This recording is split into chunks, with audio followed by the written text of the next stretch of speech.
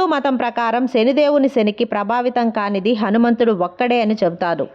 అది ఎందుకో అనేది దాని వెనుక ఉన్న అద్భుతమైన కథను చెప్తాను వినండి. రామాయణంలో హనుమంతుడు రాముడి సందేశాన్ని సీతకు తెలియచేయటానికి లంకకు వెళ్ళినప్పుడు అక్కడ ఉన్న కారాగారం నుండి అరుపులు వినిపించాయి. అక్కడ బాగా చూడగా కారాగారంలో బంధించబడ్డాడని శనిదేవుడు తెలుసుకున్నాడు.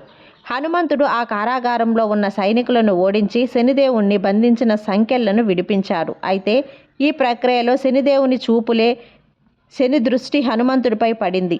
బాధపడుతున్నాడు. నా దృష్టి వల్ల నువ్వు చాలా బాధలు ఎదుర్కొంటావు, నీ భార్యా పిల్లలకు నువ్వు దూరం అయిపోతావు అని హనుమంతుడికి శనిదేవుడు హెచ్చరించాడు. అదృష్టం వల్ల హనుమంతుడు వివాహం చేసుకోలేదు. దానివల్ల శని దృష్టి హనుమంతుడిపై పడలేదు. కనుక శనిదేవుడు హనుమంతుడి తలపై ఎక్కి ఆ కారాగారం నుండి తప్పించుకున్నాడు.